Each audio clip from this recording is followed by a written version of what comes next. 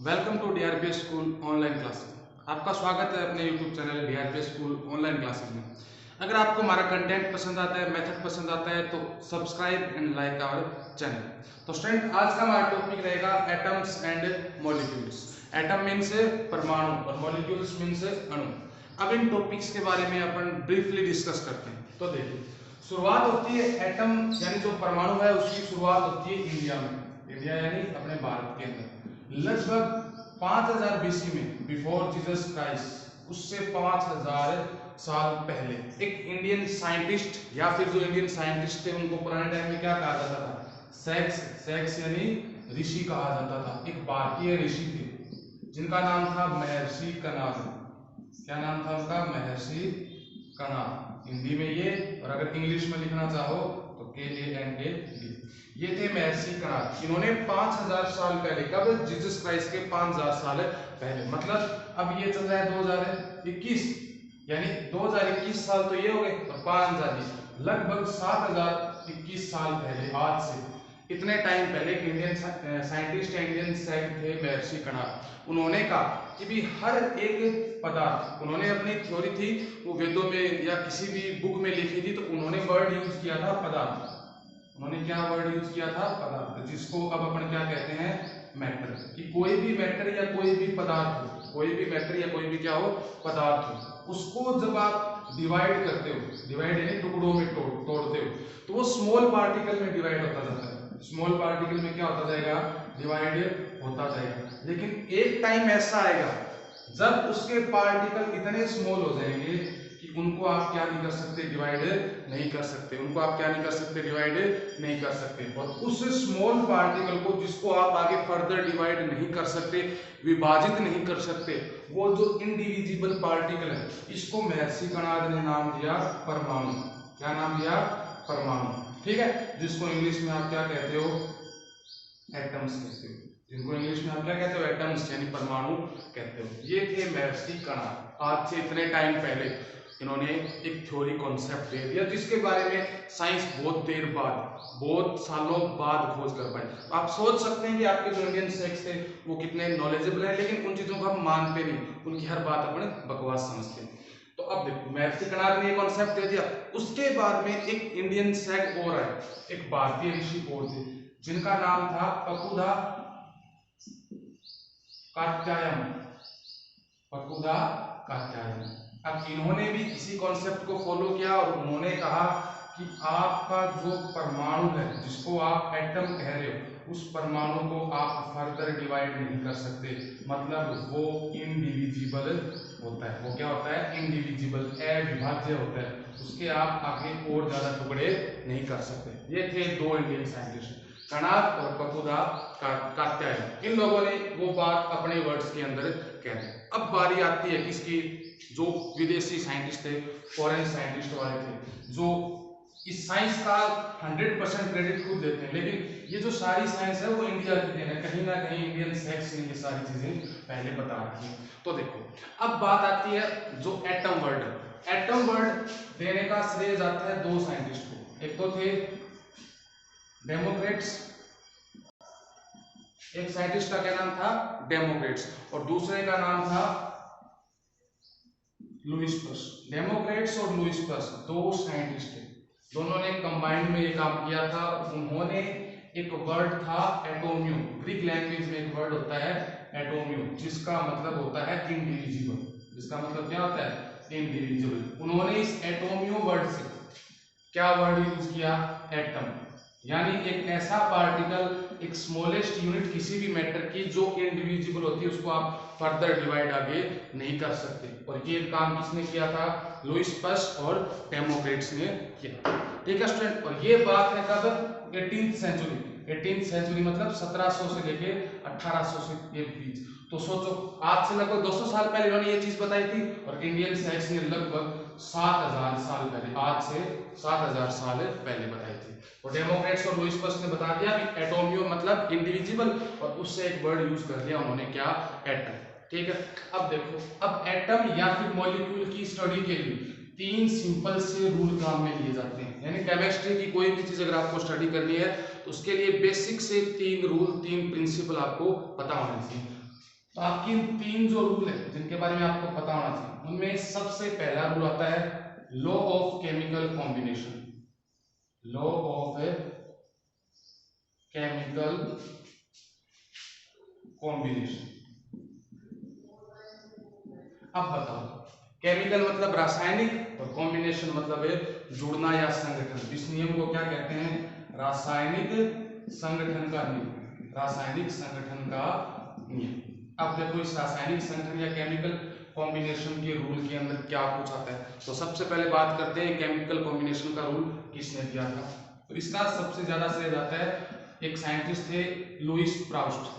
उन्होंने इस नियम के बारे में सबसे ज्यादा बताया था और इस रूल को आगे समझाने में मदद की थी लेवोइजर ने। एक लेवोइजर नाम के साइंटिस्ट थे, दोनों का कंबाइंड नाम आता है कि भी प्राउस्ट और लेवोइजर ने केमिकल कॉम्बिनेशन का रूल दिया था। अब ये केमिकल कॉम्बिनेशन का रूल क्या कहता है?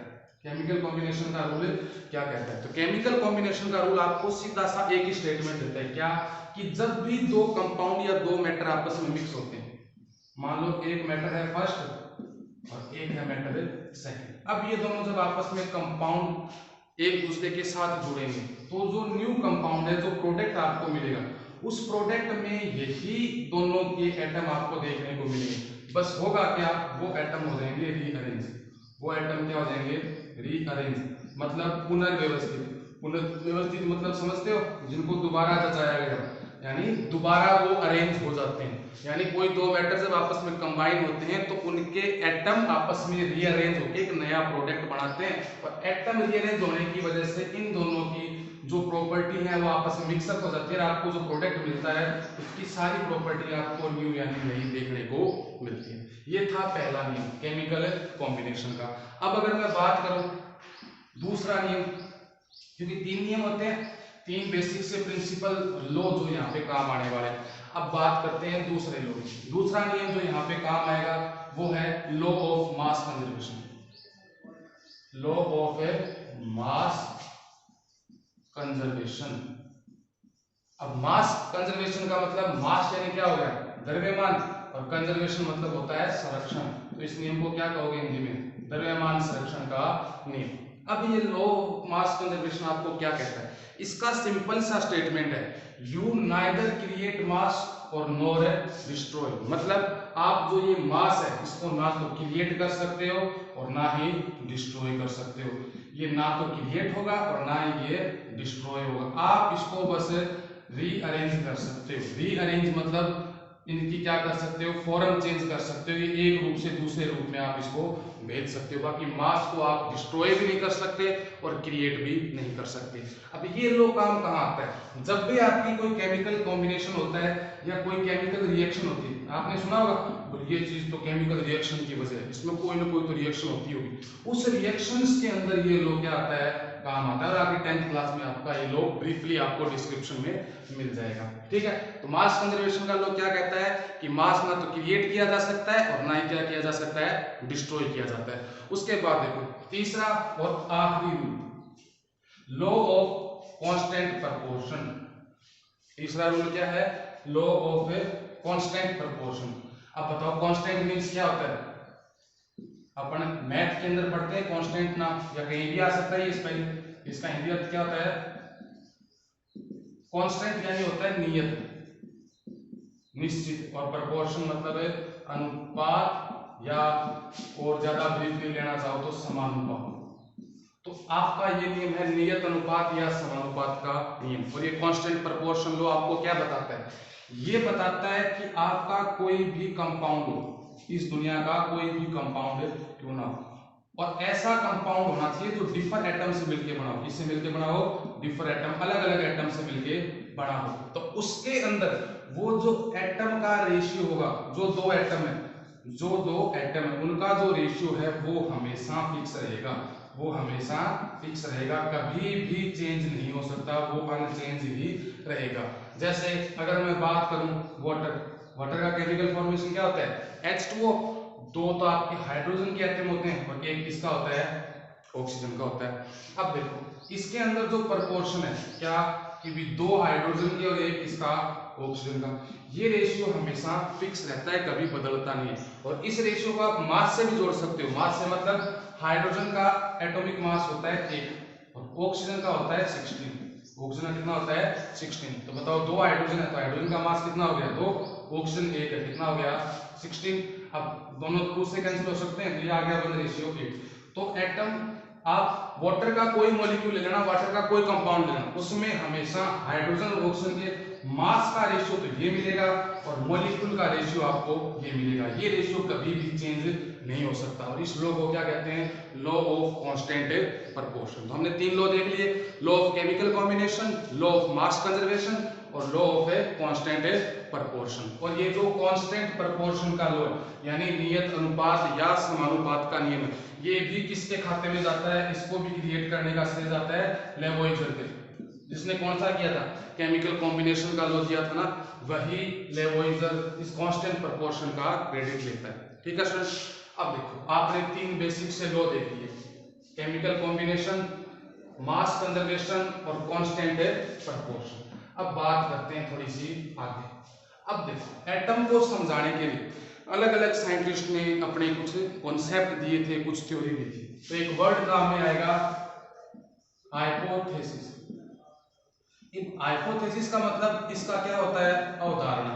हाइपोथेसिस मतलब है अवधारणा। और इस अवधारणा से आप क्या समझते हैं, अवधारणा मतलब एक ऐसा स्टेटमेंट होता है किसी भी इंसान का, किसी भी साइंटिस्ट का, एक ऐसा स्टेटमेंट होता है जिसका उसके पास कोई प्रैक्टिकली प्रूफ ना हो, प्रैक्टिकली क्या ना हो, प्रूफ ना हो, यानी वो उस चीज को एक्सपेरिमेंट से प्रूव ना कर सके, एक्सपेरिमेंटल प्रूफ ना हो, वो बस उसके पास क्या हो, स्टेटमेंट हो। तो हमारे पास हाइपोथेसिस आती है जॉन डाल्टन की, उसको कहते हैं जॉन डाल्टन से एटॉमिक थ्योरी कह दो और चाहे हाइपोथेसिस ऑफ जॉन डाल्टन कह दो, हाइपोथेसिस ऑफ जॉन डाल्टन या जॉन डाल्टन एटॉमिक थ्योरी। मतलब एटम को समझाने के लिए जॉन डाल्टन ने कुछ रूल, कुछ रेगुलेशन या कुछ डेफिनेशंस बताई थी, जिसको atomic theory of John Dalton कहा जाता है। और ये पहला साइंटिस्ट था जिसने एटम के ऊपर कोई थ्योरी दी थी। इसके बाद दूसरे साइंटिस्ट ने एटम के बारे में ब्रीफली समझाना क्या किया था, शुरू किया था। तो पहली चीज तो इसने क्या बताई कि भी इस दुनिया के अंदर जितने भी मैटर हैं या जितने भी क्या है सब्सटेंस, मैटर या सब्सटेंस है, उन सब की जो स्मॉलेस्ट यूनिट होती है, स्मॉलेस्ट यूनिट सबसे छोटी चीज जिससे मिलके वो बड़े होते हैं, वो स्मॉलेस्ट यूनिट इसने क्या बताई, इसने कहा कि वो स्मॉलेस्ट यूनिट एटम ही होगी। क्या होगी, एटम ही होगी। उसके बाद इसने दूसरी चीज ये कहा कि आपके जितने भी एटम है वो हमेशा क्या रहेंगे, इंडिविजिबल रहेंगे। क्या रहेंगे, इंडिविजिबल, यानी अविभाज्य रहेंगे। उनको आप फर्दर और अधिक टुकड़ों में क्या नहीं कर सकते, डिवाइड नहीं कर सकते। उसके बाद देखो तीसरा और सिंपल सा रूल इसने क्या दिया, इसने कहा कि आपके पास अगर कोई दो सेम मैटर है, दो सेम पदार्थ हैं, सेम सब्सटेंस है, तो उनके एटम भी आपको क्या मिलेंगे, सेम मिलेंगे। उनके एटम भी आपको क्या मिलेंगे, सेम मिलेंगे। जैसे मान लो आपके पास कोई दो चीजें, जैसे ये है हमारे पास, ये 2 मार्कर हैं, ठीक है, सेम कंपनी है, ठीक है। अब ये दो सेम क्या हो गए आपके, मैटर या सब्सटेंस हो गए। अब दोनों के अलग अलग एटम निकाल दो, इसके इस तरफ निकाल दो, इसके इस तरफ निकाल दो। लेकिन अगर मैटर सेम है तो इनके एटम भी आपको क्या मिलेंगे, सेम मिलेंगे। एटम को आप क्या नहीं कर सकते, चेंज नहीं कर सकते। सेम सब्सटेंस के एटम आपको सेम ही मिलेंगे। अगर आपकी सब्सटेंस डिफर हो गए, अलग अलग हो गए, डिफर सब्सटेंस है, डिफर मैटर है आपके पास, तो आपके एटम भी क्या हो जाएंगे, डिफर, यानी अलग अलग हो जाएंगे। जैसे एक मार्कर मेरे पास ब्लैक है, एक ग्रीन है, अब दो अलग अलग सब्सटेंस हो गए तो इनके एटम भी आपको क्या मिलेंगे, अलग अलग मिलेंगे। ठीक है, ये तीसरा इसका बेसिक सा कॉन्सेप्ट हो गया। उसके बाद इसका चौथा स्टेटमेंट क्या था, इसका चौथा स्टेटमेंट भाई केमिकल कॉम्बिनेशन वाला, क्या कि जब भी कोई सब्सटेंस या कोई कंपाउंड आपस में रिएक्शन करता है या कोई कंपाउंड जब अपने स्टेट में चेंज करता है, उस दौरान और कोई चीज नहीं बदलती, सिर्फ और सिर्फ उसके एटम का क्या होता है, रीअरेंजमेंट होता है। एटम का क्या होता है, रीअरेंजमेंट होता है, पुनर्व्यवस्थापन होता है उनका, उनकी सिर्फ जगह बदलती है। जैसे मान लो कोई चेंज है, आप 7th में पढ़ के आए हो, 8th में पढ़ के हो, फिजिकल चेंज, केमिकल चेंज, यानी मिल्क से कन्वर्ट हो रहा है किसमें, कर्ड में। तो इस दौरान जॉन डाल्टन का स्टेटमेंट के अकॉर्डिंग क्या होगा कि मिल्क के अंदर जो एटम है ना वो रीअरेंज हो रहे हैं, और ऐसे रीअरेंज हुए कि नया सब्सटेंस क्या बन गया आपका, कर्ड। अब देखो एटम रीअरेंज होने के बाद उनकी क्या चेंज हो जानी चाहिए, प्रॉपर्टी। तो प्रॉपर्टी चेंज हो रही, मिल्क की कुछ अलग प्रॉपर्टी होती है, कर्ड की कुछ अलग प्रॉपर्टी होती है, ठीक है। उसके बाद अगला पांचवा स्टेटमेंट, जॉन डाल्टन का पांचवा स्टेटमेंट।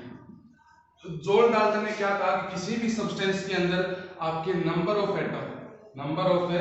एटम हमेशा क्या रहते हैं, कांस्टेंट रहते हैं, कभी भी बदलते नहीं, कभी भी क्या नहीं होंगे, बदलेंगे नहीं। जो एटम या जो आपका सब्सटेंस है उसके अंदर जो एटम के नंबर है वो हमेशा कांस्टेंट रहेंगे। मतलब जैसे मैं कहूं कि 10 ग्राम H2 है आपके पास, तो उसमें मान लो 100 एटम है, तो 10 ग्राम आप दुनिया में कहीं जाके वाटर ले लो, उस समय 100 ही एटम मिलेंगे। किसी भी दुनिया का पानी ले लो, वाटर ले लो, उसमें 100 ही एटम आपको मिलेंगे। ये क्या था, जॉन डाल्टन की एटॉमिक थ्योरी। 5 स्टेटमेंट थे बेसिक से। क्या, सबसे पहली चीज भी आपकी सबसे स्मॉलेस्ट यूनिट क्या होनी चाहिए, एटम होना चाहिए। दूसरा, जो एटम होता है वो इंडिविजुअल होता है, उसको आप फर्दर डिवाइड नहीं कर सकते। तीसरा क्या कहा, भी सेम मैटर है, सेम सब्सटेंस है तो उनके एटम सेम रहेंगे, और अगर एटम अलग अलग है मतलब वो सब्सटेंस भी क्या होंगे, अलग अलग। चौथा स्टेटमेंट क्या दिया कि जब भी कोई कंपाउंड अपनी स्टेट में चेंज करता है तो उस दौरान उसके सिर्फ क्या रीअरेंज होते हैं, एटम रीअरेंज होते हैं, और कोई चीज नहीं बदलती। उसके बाद मिल्क से अगर कर्ड जैसे बदला है, इसका क्या हो गया, एग्जांपल हो गया।